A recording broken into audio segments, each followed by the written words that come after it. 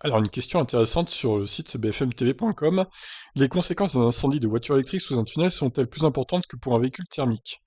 Ouais, c'est vrai qu'on peut se poser la question. Des chercheurs suisses ont mené une enquête cet été pour connaître les réelles conséquences de l'incendie d'un véhicule électrique dans un parking souterrain ou sous un tunnel. Les Suisses, à qui on peut reconnaître une certaine rigueur, ont fait cet été des recherches sur les conséquences d'un incendie de voiture électrique sur un parking souterrain, explique Jean-Luc Moreau, notre expert auto sur RMC. C'est très sérieux. Le laboratoire fédéral suisse d'essai des matériaux de recherche qui a réalisé cette étude.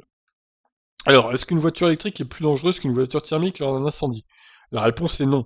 Cela ne veut pas dire qu'on va mieux s'en sortir si une voiture électrique brûle dans un parking, mais dans les deux cas, les gaz toxiques produits par l'incendie sont mortels. Pourtant, il y a de l'acide fluorhydrique, gaz ultra toxique dans une batterie lithium-ion. Et c'est cet acide, entre autres, qui se dégage lors de la combustion de la voiture. Sauf que lors des essais réalisés en Suisse, les émissions de ce gaz ultra nocif sont restées en dessous de la plage critique. Est-ce qu'un système d'arrosage automatique est efficace lors d'un incendie de batterie? Alors, lorsqu'un pack batterie lithium-ion s'embrase, il faut une quantité d'eau importante, voire parfois immerger la voiture pour refroidir les cellules touchées et éviter que les flammes se propagent à l'ensemble de la batterie. Les dispositifs disposés dans les parkings ne sont pas suffisants, mais permettent quand même d'éviter la propagation des fumées.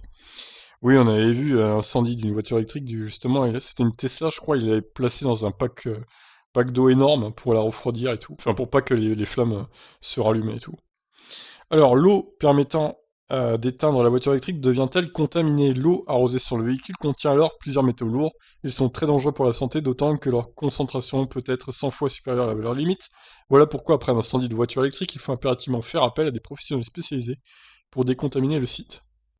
Oui, évidemment, on va pas aller boire l'eau qui a servi à éteindre le feu, hein, on n'est pas débile non plus.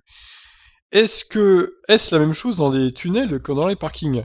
Oui, même si dans les tunnels il y a un système de ventilation plus efficace que dans les parkings pour évacuer les fumées, il n'y a pas non plus d'altération ni de corrosion causée aux équipements du tunnel après un incendie de voiture électrique. A-t-on tort de s'inquiéter? La nouveauté fait peur. Or, s'il n'y a une seule chose à retenir, c'est qu'un véhicule électrique qui brûle n'est pas plus dangereux qu'un véhicule thermique qui brûle. Ben voilà, au moins c'est dit. Donc, les gens qui crient au scandale que les voitures électriques brûlent facilement et tout, déjà c'est faux. Elles brûlent pas plus que les voitures thermiques. Et en plus, c'est pas plus dangereux. Donc voilà, une interview qui a eu le mérite de nous rassurer et de dire les choses comme elles sont. Sur ce, je vous laisse réagir. Qu'en pensez-vous? Ciao ciao.